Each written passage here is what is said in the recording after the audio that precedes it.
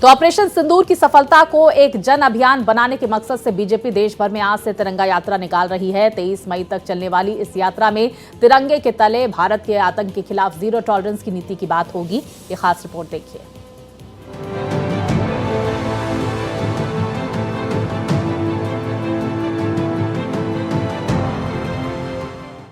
हमारे वीर सैनिकों ने ऑपरेशन सिंदूर के लक्ष्यों की प्राप्ति के लिए असीम शौर्य का प्रदर्शन किया। मैं उनकी वीरता को,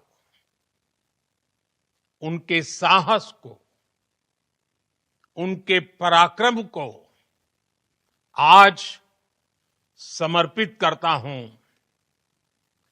हमारे देश की हर माता को, देश की हर बहन को और देश की हर बेटी को ये पराक्रम समर्पित करता हूं। पीएम मोदी के संदेश और ऑपरेशन सिंदूर की इसी अलख को हर भारतीय तक पहुंचाने भारतीय जनता पार्टी आज से 23 मई तक देश भर में तिरंगा यात्रा निकाल रही है। बीजेपी के वरिष्ठ नेता संबित पात्रा, विनोद तावड़े और तरुण चुग इस यात्रा के मुख्य समन्वयक है। ये यात्रा ऑपरेशन सिंदूर की महत्वपूर्ण उपलब्धियों को हर भारतीय तक पहुंचाएगी। यह यात्रा बीजेपी के झंडे तले नहीं बल्कि तिरंगे के तले आयोजित की जा रही है। यात्रा में कई सामाजिक संगठन और आम नागरिक भी शामिल होंगे। मैं केवल एक भारतीय जनता पार्टी के प्रवक्ता के नाते नहीं, केवल भारतीय जनता पार्टी के एक सांसद या कार्यकर्ता के नाते नहीं, एक भारतीय के नाते, एक इंडियन के नाते सारा भारत धन्यवाद करता है भारत की आर्मी का, भारत की सेना का, भारत की एयरफोर्स का, भारत की नेवी का और उन तमाम जाबाज सेनानियों का जिनके कारण आज ऑपरेशन सिंदूर सफल हुआ है। इस यात्रा को और प्रभावी बनाने के लिए केंद्रीय मंत्रियों और वरिष्ठ नेताओं को जिम्मेदारी सौंपी गई है। वरिष्ठ नेता खुद यात्रा का नेतृत्व करेंगे और ऑपरेशन सिंदूर की सफलता को जनता के बीच पहुंचाएंगे। यह यात्रा न सिर्फ देशवासियों में राष्ट्र प्रेम की भावना को और गहरा करने का प्रयास है, बल्कि हाल ही में संपन्न ऑपरेशन सिंदूर की सफलता को जन जन तक पहुंचाने का माध्यम भी बनेगी। पार्टी का उद्देश्य है कि इस यात्रा के माध्यम से भारत के नागरिकों को ये बताया जाए कि किस तरह देश ने संकट की घड़ी में अपने नागरिकों की रक्षा की और आतंकवाद के खिलाफ निर्णायक कदम उठाया। Bureau report, Bharat express. तो वहीं देखिए, मेरे सहयोगी मोहित हमारे साथ जुड़ गए हैं। मोहित, कल बड़ा संदेश प्रधानमंत्री की तरफ से पाकिस्तान को दे दिया गया है कि अब बात बस होगी तो पीओके और आतंकवाद पर। उन्होंने कहा कि टेरर और ट्रेड एक साथ नहीं हो सकता, खून और पानी एक साथ नहीं हो सकता। और दूसरी तरफ ये भी जानकारी सामने निकल कर आ रही है कि आज से तिरंगा यात्रा जो है शुरू करने वाली है बीजेपी। और इस पूरे ऑपरेशन के बारे में क्या क्या उपलब्धियां हुई, किस तरह से पूरे ऑपरेशन को एग्जीक्यूट किया गया, ये जानकारी जन जन तक पहुंचाने की तैयारी कर ली गई है। और देखिए स्वाति, मैं आपको बता दूं कि आज की बड़ी खबर यही है कि जिस तरीके से हमारी सेना ने सर्वोच्च साहस दिखाते हुए पाकिस्तान को घुटने पर ला दिया, उसके संदर्भ में आज बीजेपी पूरे देश में, और अब मैं ये कहूं कि महज ये बीजेपी की नहीं, तमाम सामाजिक संगठनों की ये यात्रा होने वाली है। और आज से 10 दिनों तक पूरे देश में इसी तरीके से हर जगह जगह यहाँ पर पूरे देश में ऐसा उत्साह आपको देखने को मिलेगा, ऐसा आपको माहौल देखने को मिलेगा। और यही वजह है कि पूरे देश में तिरंगा यात्रा निकालने की प्लानिंग चल रही है। बीजेपी ने अपने तमाम बड़े नेताओं को इसकी जिम्मेदारी दी है, जिसमें खास तौर पर 3 प्रमुख नेता हैं। आप देखिए, तरुण चुग की बात कर लीजिए, आप संबित पात्रा की बात कर लीजिए, विनोद तावड़े की बात कर लीजिए। तमाम ऐसे 3 ये बड़े नेता हैं जिनको समन्वयक बनाया गया है। इसके अलावा तमाम केंद्रीय मंत्री अपने अपने इलाकों में, अपने अपने क्षेत्रों में, अपने अपने हलकों में, तमाम विधायक, तमाम सांसद इस तिरंगा यात्रा के बैनर तले आपको दिखाई पड़ेंगे। और साथ ही तमाम सामाजिक संगठनों से भी ये गुजारिश की गई है कि हमारे सेना ने जिस तरीके से शौर्यता का या शौर्य का और और वीरता का जिस तरीके से परिचय दिया है,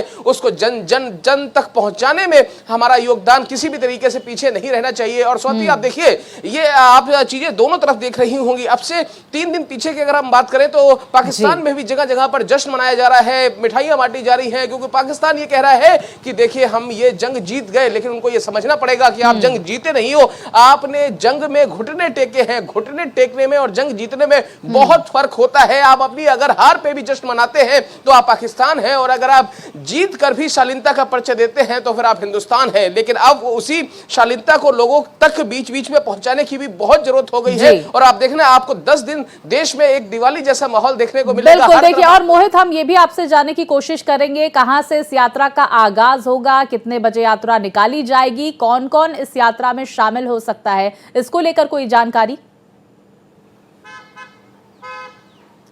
देखिए, आपको मैं साफ तौर पर बता दूं कि अगर राजधानी दिल्ली की बात करें तो राजधानी दिल्ली में सबसे पहले प्लानिंग ये चल रही थी कि कर्तव्य पथ से इस यात्रा की शुरुआत की जाए और उसके बाद प्रधानमंत्री म्यूजियम होते हुए और आगे तक इसकी यात्रा को ले जाए। इसी तरीके से देश के तमाम इलाकों में हर जगह, जहां मतलब जिस जगह पर भी, चाहे आप उत्तर प्रदेश की बात कर लीजिए, आप मध्य प्रदेश की बात कर लीजिए, राजस्थान की बात कर लीजिए, जगह जगह अलग अलग जगहों पर अलग अलग लोकेशंस पर इस यात्रा की शुरुआत की जा रही है। और आपको देखिए, जैसे अगर हम बात करें कि कुछ स्टेट्स की, तो आपको वहां पर बीजेपी के तमाम बड़े नेता, सामाजिक संगठनों के लोग, एनजीओ के जुड़े हुए लोग, एनसीसी के कैडेट्स, एनएसएस के कैडेट, भूतपूर्व राष्ट्रीय सैनिक, तमाम ऐसे लोग आपको जुड़े हुए एक साथ चलते हुए दिखाई पड़ेंगे। और आप देखिए, बीजेपी, आप इसको बीजेपी का हम ये कहें कि बीजेपी की यात्रा है तो ये कहना फिर गलत होगा। ये यात्रा देशव्यापी एक तरह से अभियान होगा, क्योंकि आपने देखा होगा इससे पहले भी प्रधानमंत्री नरेंद्र मोदी थाली बजवा चुके हैं। जब उन्होंने एक बार आह्वान किया था कि देश कोरोना के समय थाली बजाए, तो पूरे देश ने एक साथ एक सुर में खड़े होकर थाली बजाई थी। जब उन्होंने एक साथ एक सुर में आह्वान किया था कि आप अपने घरों की लाइट बंद कर दीजिए, तो प्रधानमंत्री नरेंद्र मोदी के आह्वान पर पूरे देश ने लाइटें बंद कर दी थी। तो इस बार भी वैसा ही होने जा रहा है। प्रधानमंत्री नरेंद्र मोदी का आह्वान है और पूरा देश उनके साथ खड़ा हुआ है। पूरा देश एक साथ एक सुर में, एक लय में। देखिए मोहित, क्योंकि अगर हम पाकिस्तान की बात करें तो पाकिस्तान ने जिस तरह से घुटने टेके, अपील की गई कि भाई पाकिस्तान को अब बख्श दीजिए, यूएस से अपील की गई, जिसके बाद मध्यस्थता यूएस की तरफ से की गई, वहां पर भी जश्न मनाया जा रहा है। वहां पर जिस तरह से भारतीय सेना की तरफ से कार्रवाई की गई, उसको लेकर उन्होंने कहा कि भाई हमारी सेना ने जवाब दिया। हालांकि फेक आप लगातार खबरें पाकिस्तान से देख रहे होंगे, ऐसे में भारत की सेना ने किस तरह से इस पूरे ऑपरेशन को अंजाम दिया, किस तरह से आतंकी ठिकानों को नस्तानाबूद किया गया, कितनी बड़ी उपलब्धि है ये भारतीय सेना के लिए, और किस तरह से हमारे जवान लगातार सरहदों पर टिके हुए हैं, सुरक्षा देश की कर रहे हैं। उनके हौसले को, शौर्य को, पराक्रम को जन जन तक पहुंचाना बेहद जरूरी है, और यही वजह कि इस यात्रा का यहां पर आयोजन आज से किया जा रहा है।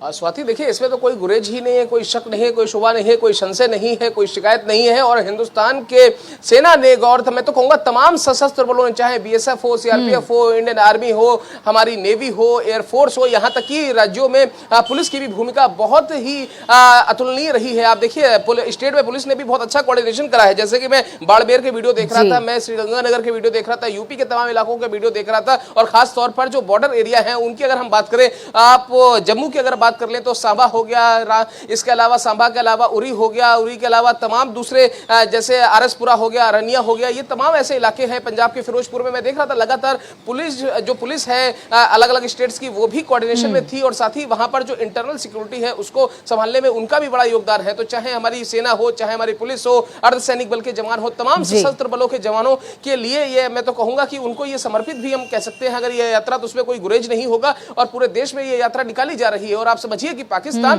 देखिए घुटने टेक देने में, और टेक के घुटने, उसके बाद फिर अगर आप जश्न मनाएंगे तो फिर वो जश्न नहीं होता है, वो ऐसे आपकी जहालियत कर।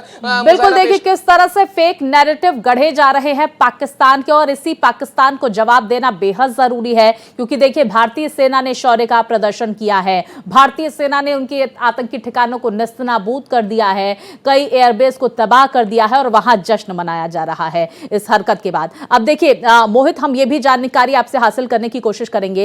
ये देखिए, कई सारे ऐसे देश जो आतंकिस्तान के समर्थन में खड़े थे, चाहे तुर्की हो, अजरबैजान हो, चाइना खुलकर समर्थन करता हुआ नजर आया था। क्या लगता है कि अब इस पर भी कार्रवाई करने की तैयारी भारत सरकार की तरफ से कर ली गई है, क्योंकि कूटनीतिक तौर पर इन्हें जवाब देना बेहद जरूरी है?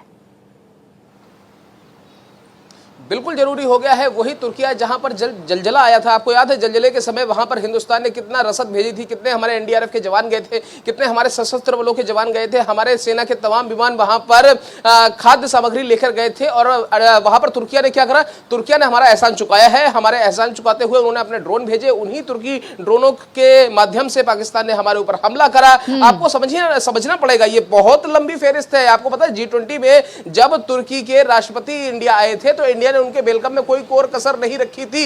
और जो अर्दनन साहब है ना, उनका जिक्र मैं इसलिए कर रहा हूं क्योंकि उनका जिक्र इसलिए भी लाजमी हो जाता है कि वो हिंदुस्तान के साथ दिखावे की राजनीति करते हैं। अब आपको इसका मैं थोड़ा सा एक एग्जांपल देता हूं। जो देखिए, जो साउथ एशियन कंट्रीज की बात कर लीजिए या फिर आप मिडिल ईस्ट की बात कर लीजिए। चलिए मैं मिडिल ईस्ट की बात करता हूं। मिडिल ईस्ट में इस समय तुर्की सबसे ज्यादा अपने आप को यह दिखाने की कोशिश कर रहा है कि वो देखिए, आपको इसका अगर हम डीप में जाएं तो मैं आपको समझाता हूं। बेसिकली क्या होता है, मोहित, देखिए खलीफा बनने की कोशिश तुर्की कर रहा है। इसे ये शब्दों में अगर हम इस एक शब्द की बात करें तो खलीफा बनने की कोशिश तुर्की कर रहा है। ईरान कह रहा है कि वो खलीफा है और यही वजह है शायद कि पाकिस्तान के समर्थन में खुले तौर पर तुर्की आता हुआ नजर आया। ये जानकारी भी सामने निकल कर आ रही है मोहित की इन देशों की यात्रा पर जो टूरिस्ट जाने वाले थे भारत से, उनकी तरफ से अब टिकट कैंसिल की जा रही है। तो एक वक्त जब आ गया है भारत को इन देशों पर मुंहतोड़ जवाब देने का। साथ ही क्या लगता है आने वाले वक्त में एक और बेहद महत्वपूर्ण कदम उठाने की जरूरत है। Made in China product ban होने की जरूरत है और भारत निर्मित प्रोडक्ट जो है उसका पूरी तरह से इस्तेमाल करने की जरूरत है। शायद तब चाइना को उसकी गलती का एहसास होगा कि सबसे बड़ी पॉपुलेशन जब इस तरह से बायकॉट करेगी चाइनीज प्रोडक्ट का, तो जाहिर तौर पर वहां की अर्थव्यवस्था पर बड़ा डेंट लगेगा।